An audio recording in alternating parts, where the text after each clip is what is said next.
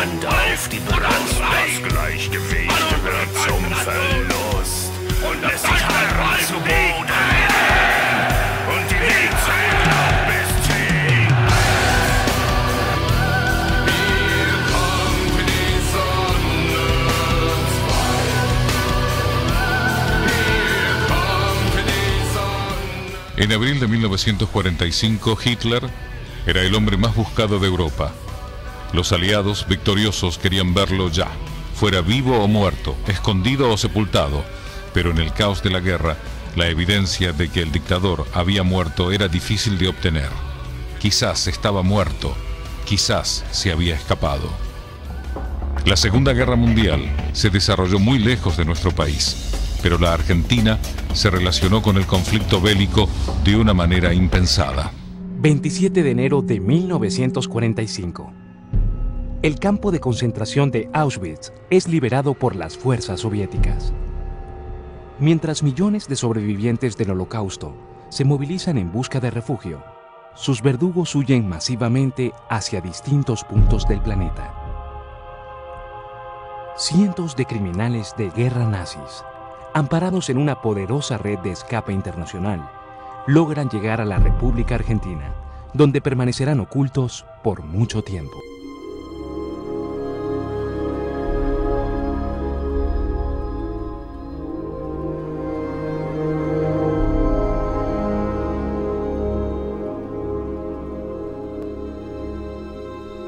En abril de 1945, la guerra más letal de la historia está a punto de terminar, y la derrota de la Alemania nazi era ya un hecho. Pero una grave pregunta quedó por contestar. ¿Cuál fue el destino del hombre que comenzó la guerra? ¿Cuál fue el destino de Adolf Hitler? Por sus manos, un continente quedó en ruinas y 10 millones murieron. Para un mundo con neurosis de guerra, Hitler merecía solo un castigo, la muerte, pero muchos temían que escapara. La prensa difundía historias de dobles que tomarían el lugar de Hitler, permitiéndole escapar. Otras historias advertían que si Hitler viviera, sublevaría a una nueva generación para que cumplieran con lo que él no pudo alcanzar, la conquista de Europa.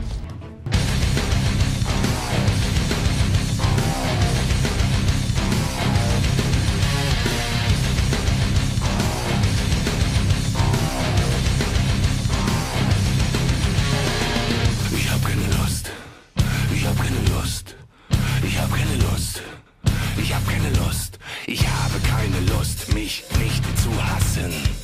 Hab keine Lust, mich anzufassen. Ich hätte Lust zu onanieren. Hab keine Lust, es zu probieren. Ich hätte Lust, mich auszuziehen. Hab keine Lust, mich nackt zu sehen. Ich hätte Lust mit großen Tieren. Mucho después del final de la guerra, el paradero de Hitler seguirá siendo un misterio. Los rumores sobre su fuga vuelan hacia todos los rincones del globo. Los rumores encenderán la animosidad entre los vencedores de la guerra, que se acusan entre ellos de esconder a Hitler. ¿Es posible que Hitler realmente hubiera podido escapar? ¿Qué le ocurrió realmente en el final de la guerra? El misterio comienza en Berlín. Abril de 1945.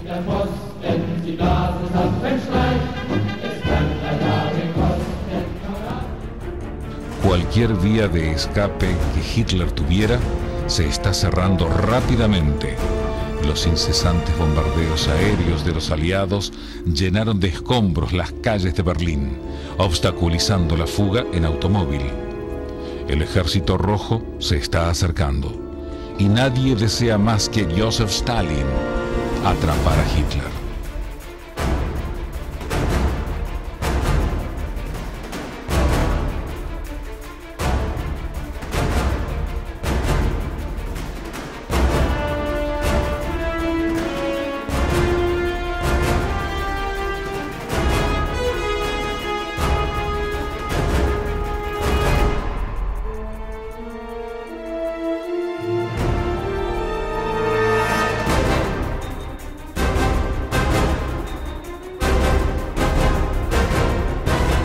Finalmente, el 2 de mayo y luego de 17 días de combates, la última guarnición que separaba al ejército rojo de Hitler se rinde. Todas las radios emiten la noticia. Pero, ¿dónde se encontraba el señor de la guerra responsable de todo eso? Los primeros informes afirmaron que Adolf Hitler estaba muerto. ¿Podía ser realmente la hora del ajuste de cuentas para con Hitler? Casi de inmediato, rumores contradictorios destruyeron las esperanzas del mundo. La prensa rusa se burla de que Hitler hubiera muerto luchando e insiste en que se había suicidado. Los estadounidenses afirmaron que Hitler estaba enfermo. Una cosa resolvería el misterio: el cadáver de Hitler. Los días pasan y los rusos no encuentran cuerpo alguno, ni una prueba sólida del final del Führer. Zhukov tenía ahora entre manos una tarea urgente: entregar a su jefe, Joseph Stalin, el cuerpo de Adolf Hitler. Stalin había sido informado del suicidio de Hitler en la mañana del 1 de mayo. Recuperar su cadáver se convirtió pronto en una morbosa obsesión.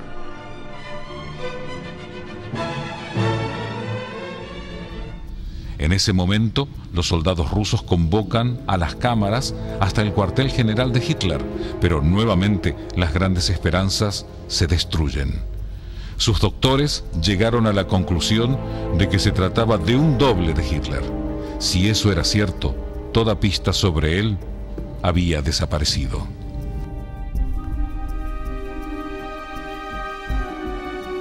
Las noticias de un doble incrementaron las sospechas sobre el hecho de que el auténtico Hitler no estaba muerto, sino que había escapado, y el hombre sin identificar era un plan para permitirle huir. El dictador alemán pudo haberse esfumado en el último momento. Contrajo matrimonio antes de desaparecer. Es la primera vez que el público escucha hablar de Eva Braun. El domingo 15 de abril, Eva Braun, la amante de Hitler desde 1932, se reunió con él en el búnker. Eva Braun era un personaje tan desconocido para los alemanes como para el resto del mundo. Era una belleza rubia de cabeza hueca, obsesionada por el cine romántico y las novelas baratas, que había pasado la mayor parte de la guerra en Berchtesgaden, el refugio de montaña del Führer en los Alpes bávaros.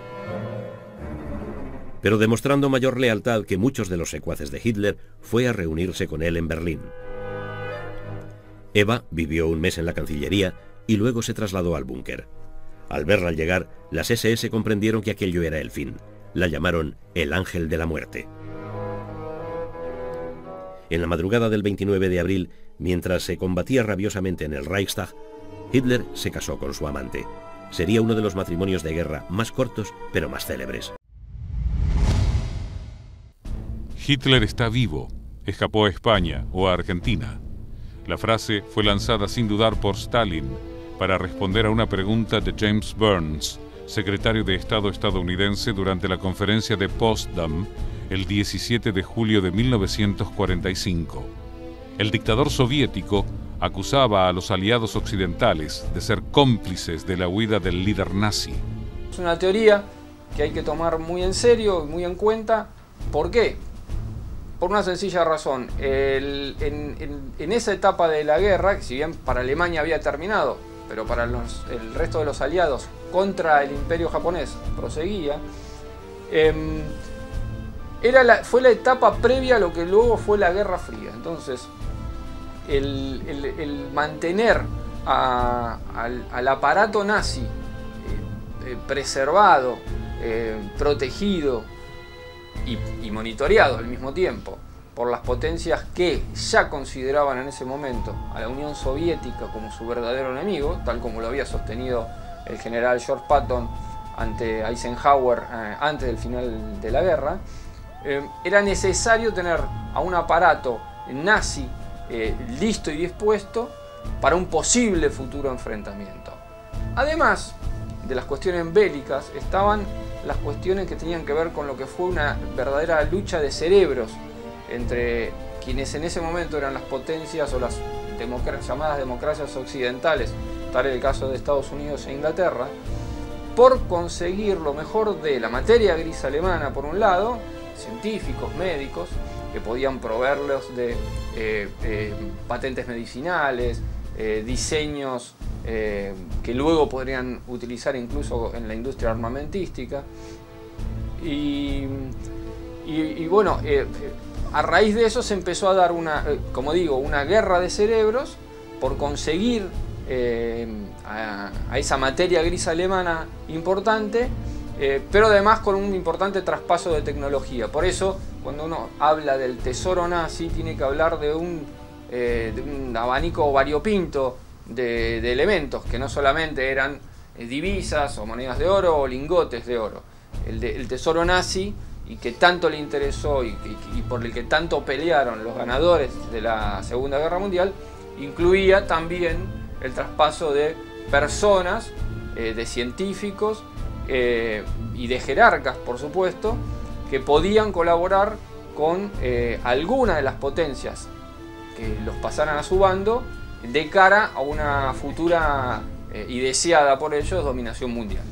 En el mes anterior, el general Georgi Zhukov, uno de los más destacados generales del Ejército Rojo, se había pronunciado en el mismo sentido durante una rueda de prensa. Hitler posiblemente escapó en avión antes de que se cerrara el cerco sobre Berlín.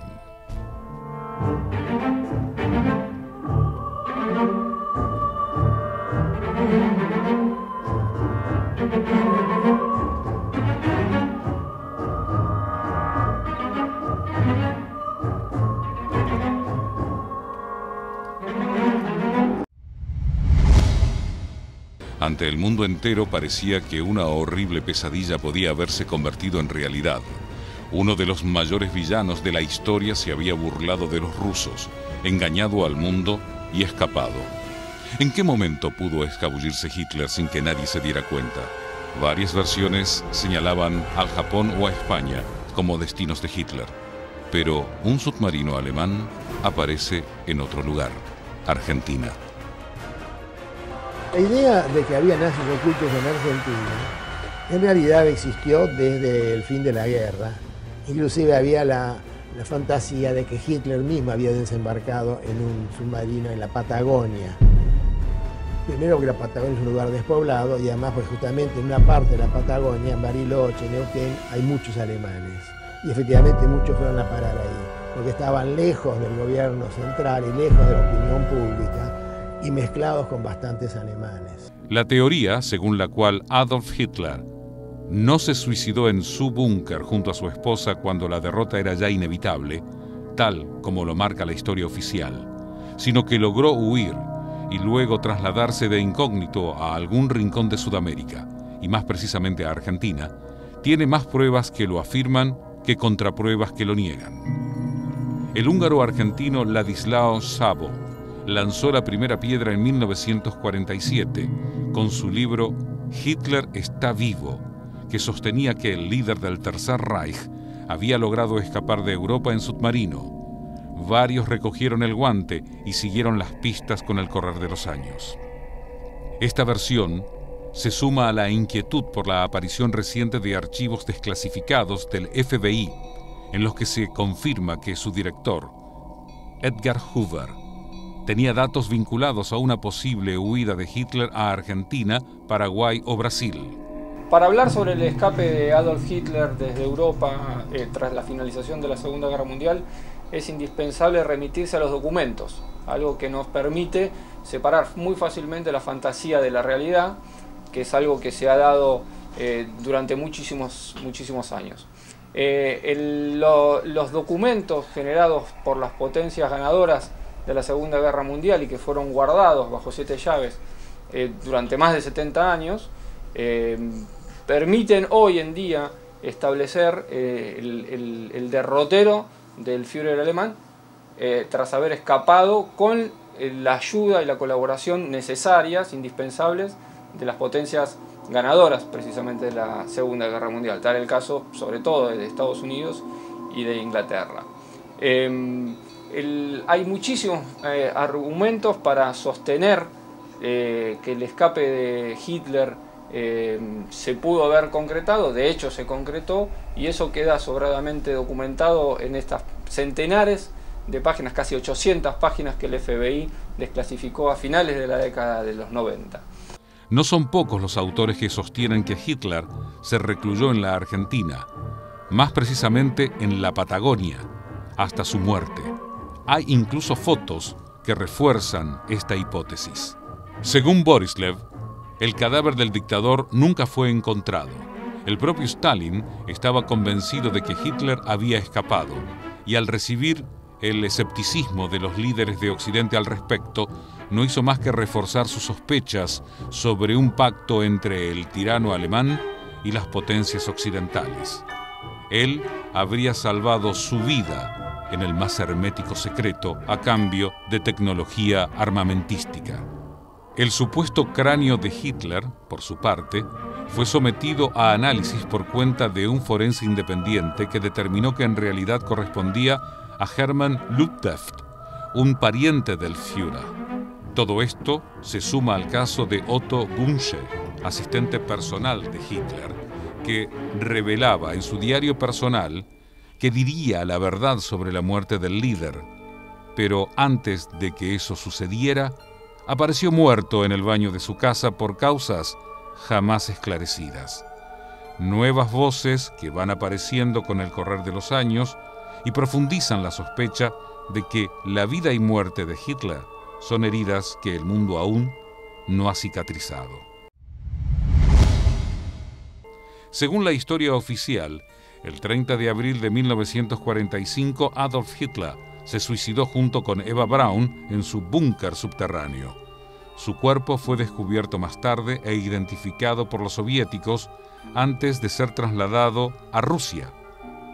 En 2009, se permitió a un arqueólogo del estado de Connecticut, Nicholas Bellatoni, a realizar las pruebas de ADN en uno de los fragmentos del cráneo recuperado. El ADN de los restos no coincidió con ninguno de los dos.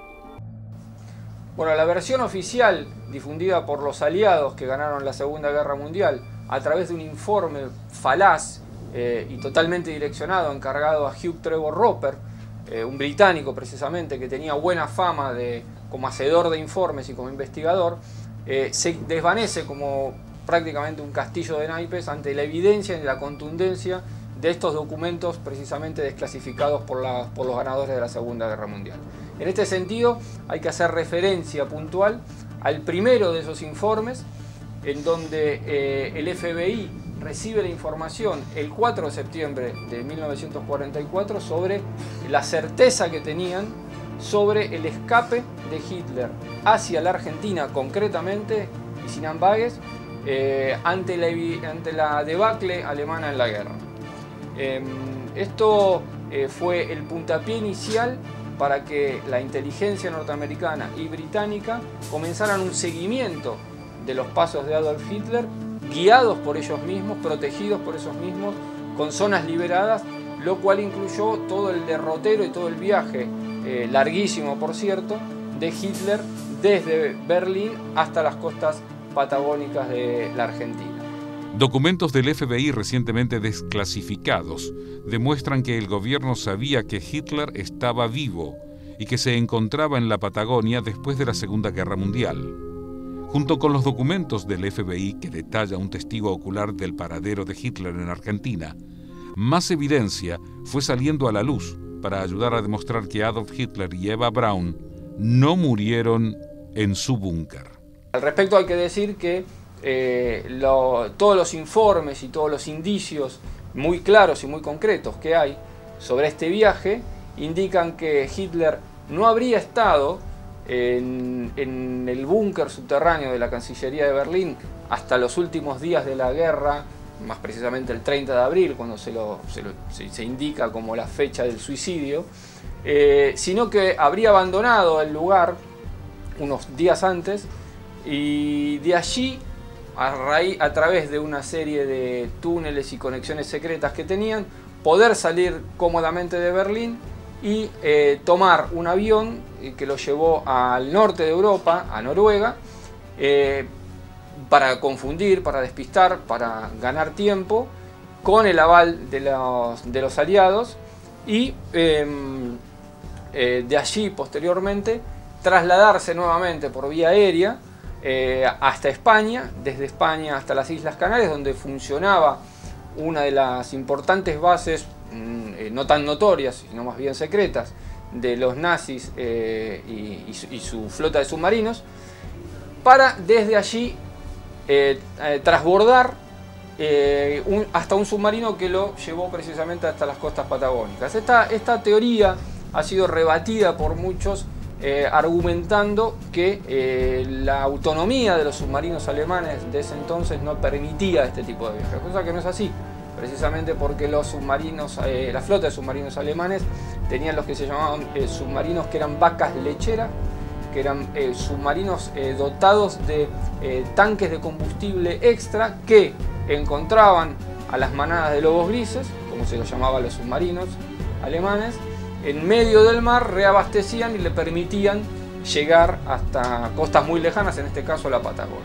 En 1945, el agregado naval en Buenos Aires informó a Washington que había una alta probabilidad de que Hitler y Eva Braun acabaran de llegar a Argentina. Esto coincidía con los avistamientos del submarino U-530. Prueba añadida viene en forma de artículos de prensa que detallan la construcción de una mansión de estilo bávaro en las estribaciones de las montañas de los Andes.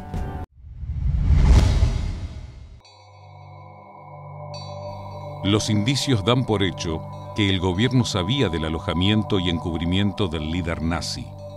También hay pruebas de que el nazismo empezó a tejer una red por Sudamérica desde antes de que Hitler fuera canciller de Alemania, organizando una red que forjó los cimientos para generar un sólido apoyo logístico, económico y reclutador para la expansión y desarrollo del nazismo en la región. Respecto de la llegada concreta de Hitler a la Argentina, hay muchísimos documentos, prácticamente es la columna vertebral de toda una serie de archivos desclasificados por el FBI a finales de los años 90. Son aproximadamente unas 800, 900 páginas desclasificadas, y la mayoría de ellas hacen referencia a la llegada de Hitler con un séquito que lo acompañaba, pero con una organización que previamente había arreglado la futura estadía del Führer en la Argentina. En este sentido hay que también hacer mención a un importante documento de fines de abril de 1945, en donde la inteligencia norteamericana no solamente aporta fechas y lugares, en este caso la bahía San Julián, en la Patagonia Argentina, de donde el Führer habría descendido de su submarino acompañado por un importante séquito, sino que además aporta el nombre de Justo León Bengoa, que era un mayor del ejército argentino, que era muy cercano a la gente del GOU, el grupo de oficiales unidos, que era encabezado ya para ese entonces por el coronel Juan Domingo Perón. Esto les abrió las puertas a los jerarcas nazis a la hora de planear un escape, al ver que la guerra estaba siendo perdida. Se cree que Hitler planeó la fuga con anterioridad y con la complicidad de algunos pocos, provocando un limbo en la historia con respecto a lo sucedido luego del encierro del Führer con su esposa Eva Braun en esa habitación del búnker de Berlín, partiendo desde la base que los cuerpos quemados en la puerta del búnker no eran de ellos, y al no haber cuerpos que refutaran de manera tajante cualquier teoría, se está en condiciones de poder creer que Argentina los albergó de manera impune y descarada. Mientras las bombas caían sobre Berlín y los máximos jerarcas desaparecían o fraguaban su muerte para evitar la justicia, los técnicos y criminales de guerra nazis más destacados huían en aviones y sumergibles, según las operaciones de inteligencia programadas por las principales potencias.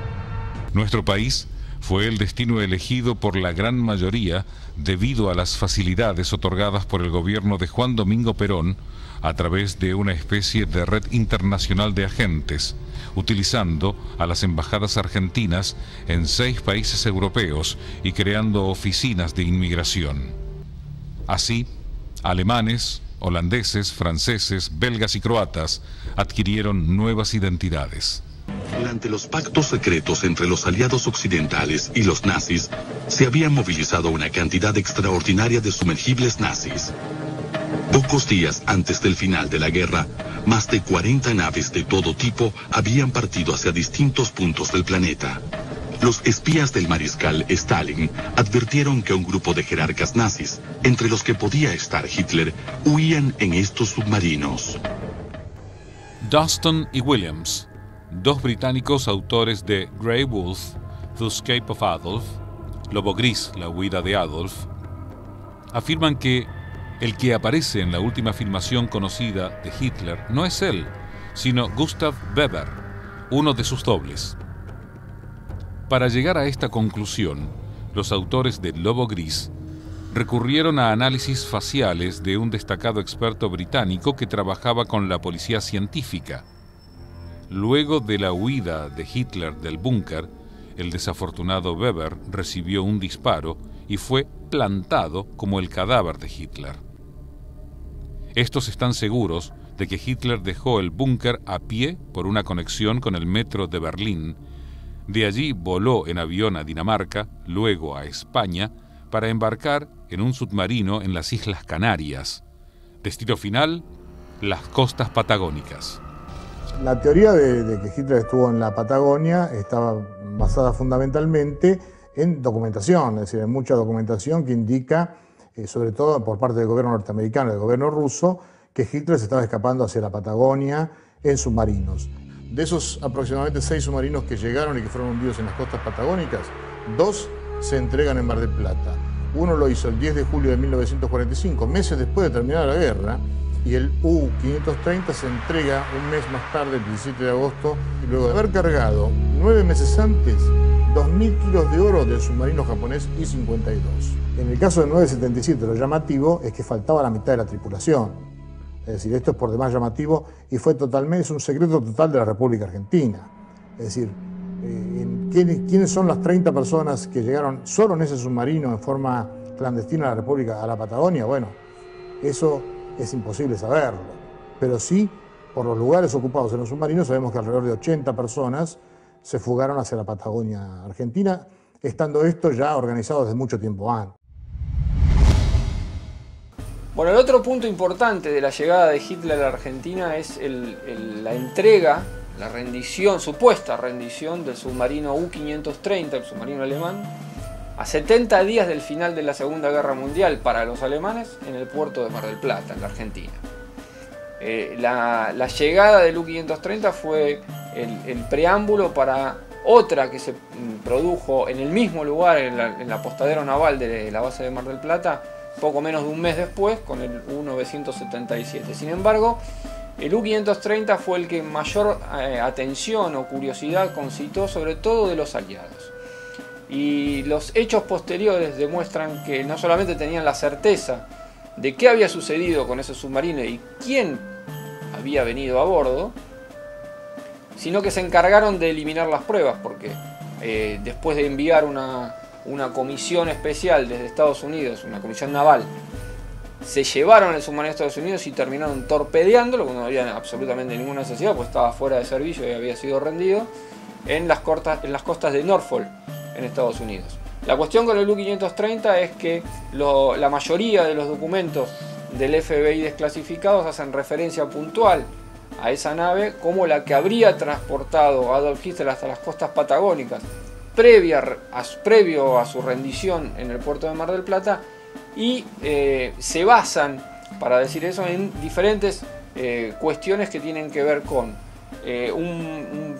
fundamentalmente con un bote de goma faltante, ya que incluso hay documentos de la inteligencia estadounidense en donde se describe el descenso de un grupo de personas en las costas patagónicas, precisamente con un bote de goma, tras haber hecho un avistaje de un submarino, las cartas de navegación faltantes, los torpedos faltantes, cosa que lo relacionó a su vez con el hundimiento del buque brasileño Bahía, que se había producido unos 15 o 20 días antes de la llegada del submarino alemán a las costas marplatenses. Por ese entonces la comandancia naval brasileña acusó directamente al comandante de la nave alemana de haber sido el responsable del hundimiento de ese buque que provocó centenares de muertos, incluso marinos norteamericanos que estaban a bordo, en su trayecto hacia el sur de América, hacia las costas patagónicas. Y bueno, cuando se toparon con la armada brasileña, lo torpedearon y bueno, el U-530 fue precisamente acusado de ser el responsable de ese hundimiento. Ese mismo submarino fue el que llegó a las costas patagónicas y hizo descender a Hitler hasta su refugio seguro y protegido, y luego hizo, diciéndolo en criollo, la pantomima de volver sobre sus pasos, llegar al puerto marplatense y rendirse con explicaciones que fueron realmente banales para ese momento. En el sur argentino lo esperaba Hermann Fegelein, casado con Gretel Braun, la hermana de Eva. Fegelein había escapado poco antes y también se había montado una puesta en escena en Berlín para fingir su muerte. Uno de los pilotos que trasladó a Hitler, el capitán Baumgart, habló del tema en 1947. Así lo reflejan los diarios de la época. Incluso lo declaró en la corte de Varsovia, pero nadie lo escuchó y se perdió en el olvido. Argentina fue uno de los últimos países en declararle la guerra al eje y permitió el accionar de espías nazis casi sin molestarlos. En los 2 últimos años del mayor conflicto bélico de la historia, Bormann transfirió activos a la región, sobre todo a la Argentina, por más de $6.000 millones. Uno de los principales contactos en Buenos Aires era el empresario Ludwig Freude, cuyo hijo, Rodolfo Freude, fue secretario del líder justicialista durante sus primeras presidencias. El ingreso de científicos alemanes al país y también muchos criminales de guerra nazis era parte de la contraprestación. La cifra millonaria sirvió para abrir cuentas bancarias, comprar patentes industriales, montar empresas y comprar el silencio de varios. El 24 de febrero de 1946, el general Juan Domingo Perón ganó las elecciones presidenciales de la República Argentina. Perón designó como secretario privado de la presidencia y jefe de la División de Informaciones a un joven de origen alemán, Rodolfo Freude. Otro signo muy claro de la decisión de Perón es la incorporación de Rudi Freude, Rodolfo Freude, hijo del jerarca empresario Rodolfo Freude, cuyas vinculaciones con el Reich han sido claras. Estaba capacitado para atraer, para permitir ingresar a nazis o no, o vetar el ingreso de determinadas personas. Por lo tanto, era un personaje muy poderoso. Era secretario de Perón. Cientos de fugitivos nazis que permanecían ocultos en Europa cruzaron las fronteras hacia Italia. En sedes diplomáticas e instituciones humanitarias o religiosas aguardaban un salvoconducto hacia algún país lejano que pudiera recibirlos. En 1947, Rodolfo Freude creó una comisión de asesores confidenciales en materia migratoria. La comisión estaba integrada por los primeros colaboracionistas nazis que habían llegado al país. Durante los siguientes 3 años, centenares de colaboracionistas alemanes, croatas, belgas, franceses, holandeses y eslovacos llegarían a la Argentina, protagonizando una de las fugas más importantes de la historia moderna. La colectividad alemana, de fuerte presencia en el sur argentino, tuvo su papel en preparar el terreno para la llegada de Hitler y muchos jerarcas nazis al paraíso montañoso similar al que el dictador tanto amaba en su Baviera. El arribo de algunos jerarcas nazis a esta región es uno de los hechos más controvertidos de la historia local.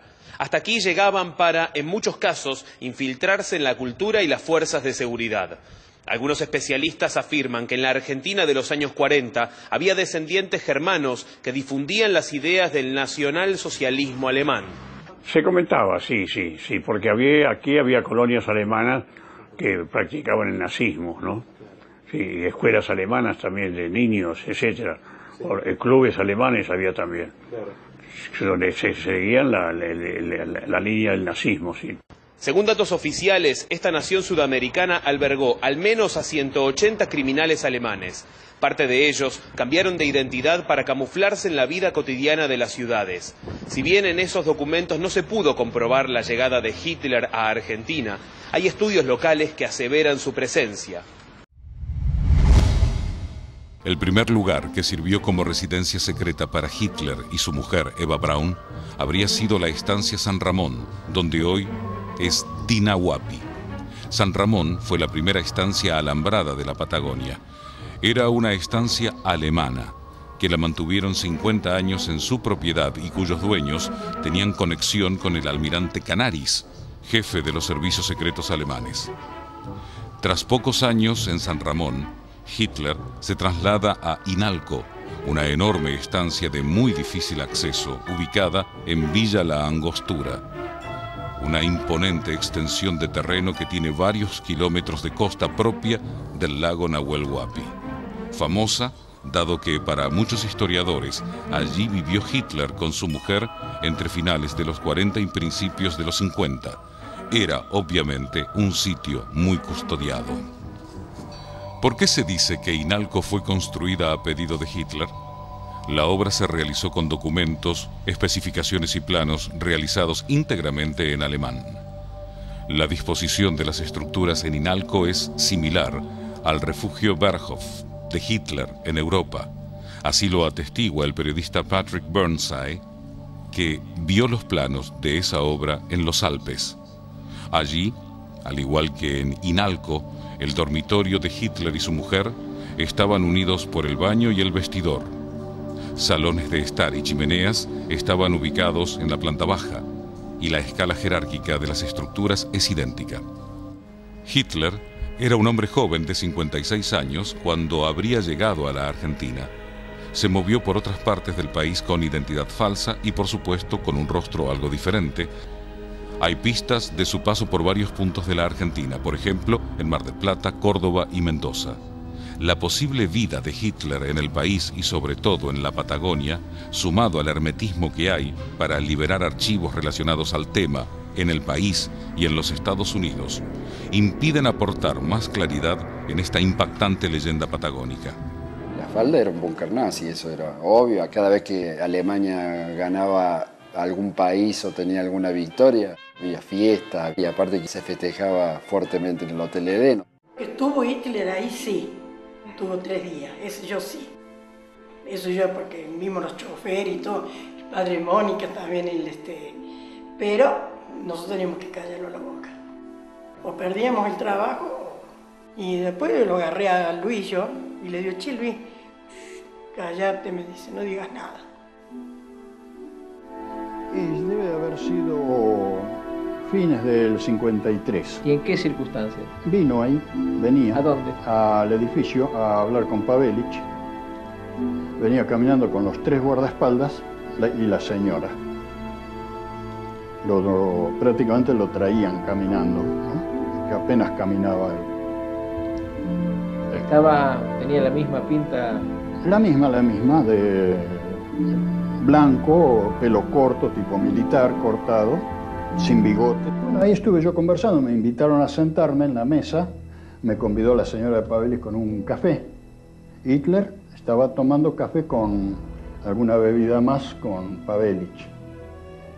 Y yo ahí le conté. Entonces Pavelich le dice a Hitler, es el carpintero, dice, que me hace la carpintería en el edificio. Entonces Hitler me miró y me hizo una reverencia así, en esta forma. Un saludo, ¿no? Más cerca de él. Estuve tomando café, inclusive. ¿Usted está convencido que era Hitler? Sí. Hubo un preparativo en los años 45 para crear un lugar seguro, manejado a sueldos de los servicios secretos alemanes, crear un hábitat favorable por un eventual desenlace no favorable a Hitler. Pero los documentos liberados, docenas, indican que Hitler y su señora, llamámosla así, llegó a la Argentina con 2 U-Boot. una noche de mediados de julio del 1945. No, pero él de morir murió en Argentina, eso yo lo apuesto. Porque él daba vuelta acá en la Argentina, él no se fue de acá. Y él no murió allá en Alemania tampoco. Todo indica que hubo años vivido en un lugar apacible, rodeados de seguridad, de bosques impenetrables, alejado de la civilización, y vivió tranquilo. Bueno, en los documentos desclasificados por los norteamericanos, sobre todo los del FBI, se hace una reiterada mención no solamente a los lugares por donde pasó Adolf Hitler en la Argentina, sino incluso a su aspecto físico. Este es un tema interesante porque la proliferación de imágenes en internet, en diferentes espacios que buscan un poco el efecto, el golpe de efecto, se han difundido diferentes fotografías a lo largo del tiempo que mostrarían a un Hitler en la Argentina. Muchas de esas, prácticamente la mayoría de esas imágenes son falsas. En cambio, sí hay una imagen que es muy interesante en donde se lo ve a Walter Eichhorn, que era el propietario junto a su esposa Ida, del Edén Hotel en la localidad cordobesa de La Falda, en el centro de la Argentina. Sobre el Hotel Edén hay dos documentos puntuales de la inteligencia norteamericana que lo mencionan concretamente, incluso con grandes detalles, y los indican como uno de los lugares claves, unos enclaves predilectos del nazismo en la Argentina, ya que de hecho los dueños de ese hotel eran no solamente fervientes nacionalsocialistas, sino que habían sido aportantes a la causa de Hitler incluso antes de que él llegara al poder, cuando él empezó a hacer sus primeras armas en el partido nazi precisamente a finales de los años 20. Hay un documento muy interesante fotográfico que yo considero que es el único que muestra a Hitler, aunque sea parcialmente, en la Argentina, y está precisamente en el archivo histórico del hotel. Por supuesto no menciona a la persona que aparece detrás en la foto, sino al que parece ser el protagonista. Walter Eichhorn sacó una fotografía, se hizo tomar una fotografía que parece casi como si fuese una selfie de hoy en día, y a sus espaldas se observa una mesa con comensales, y en esa mesa está precisamente Adolf Hitler.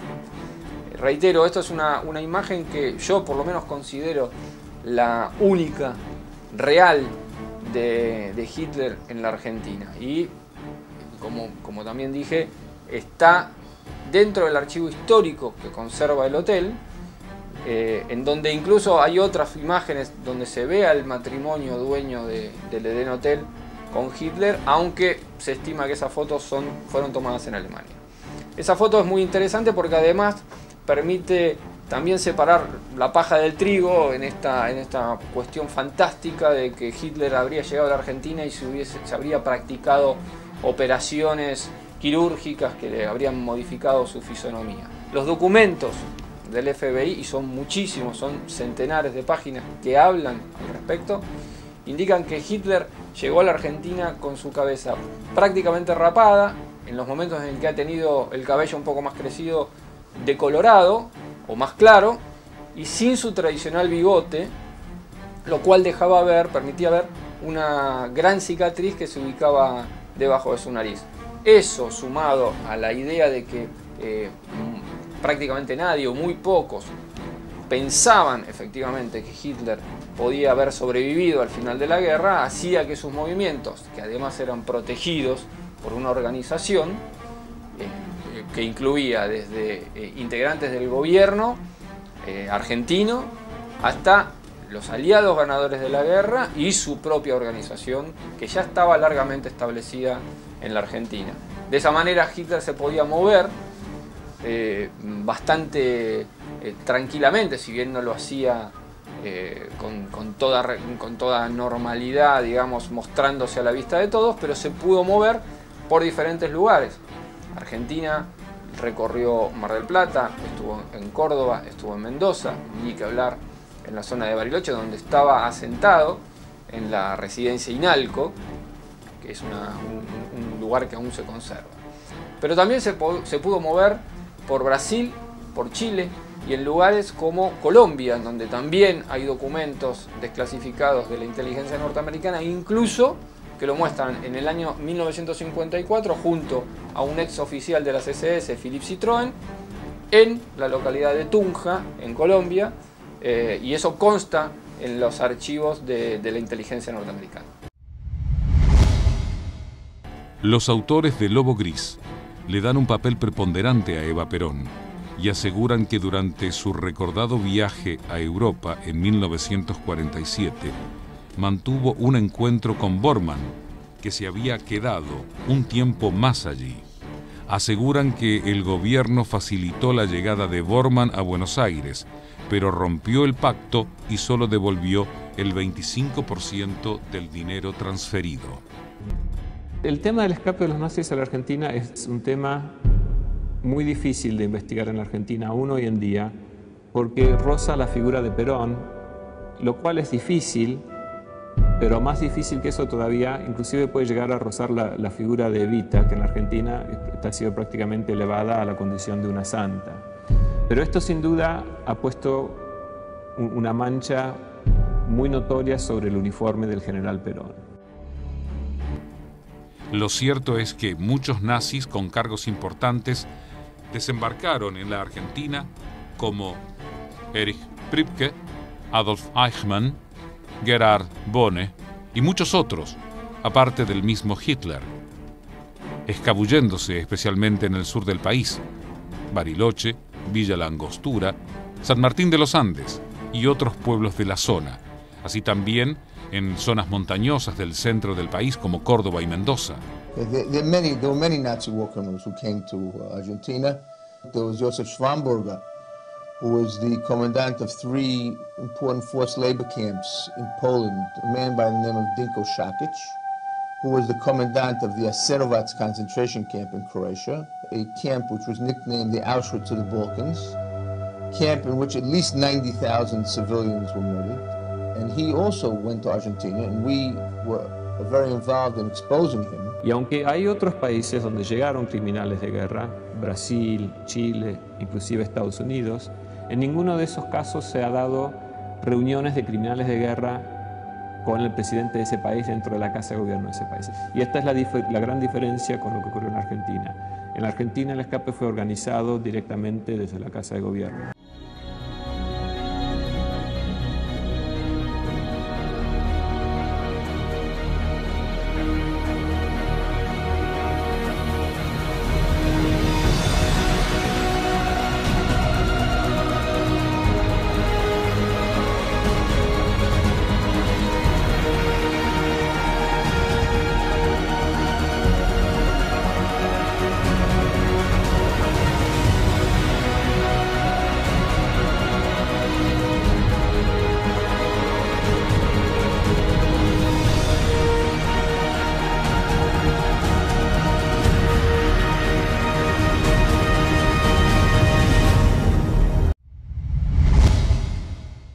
Se cree, por unas ruinas encontradas en la selva misionera cerca de la Triple Frontera, que también desembarcaron en Misiones. En una región selvática de la provincia argentina de Misiones, los nazis habrían construido un refugio para ocultar a sus máximos líderes luego de su derrota, según los hallazgos de un grupo de arqueólogos. Se trata de unas ruinas ubicadas en el Parque Teyucuaré, en San Ignacio, una localidad de 7.000 habitantes, 1.100 kilómetros al norte de Buenos Aires. Y creo que lo que encontramos es un sitio de refugio de la jerarquía nazi. Daniel Shavelson y su equipo llegaron a San Ignacio movidos por la curiosidad sobre 2 construcciones en ruinas en el Parque Teyucuaré. El arqueólogo dice que las construcciones fueron levantadas por alemanes y en tiempos de la Segunda Guerra Mundial. Los hallazgos realizados apuntan hacia ese lado. Los arqueólogos encontraron monedas alemanas acuñadas durante los primeros años de la década de 1940 y trozos de porcelanas alemanas de la misma época. La solidez y espesor de las paredes parece reafirmar su uso como refugio, además de lo inaccesible del predio y su cercanía con la frontera con Paraguay. Shavelson lamentó que el sitio haya sido visitado antes por buscadores de tesoros. El nacionalsocialismo comenzó a tejer las redes en Sudamérica, seguramente con la idea de extender el nazismo por el continente, ya antes de que Hitler fuera nombrado canciller alemán en 1933, lo que favoreció la posibilidad de trasladarse a estas tierras al perder la guerra en Europa, particularmente en Argentina, donde se encuentran muchas colonias alemanas. Con un gobierno que al parecer fue cómplice y vastos recursos humanos, es fácil entender que Hitler haya caminado por este país con cierta tranquilidad.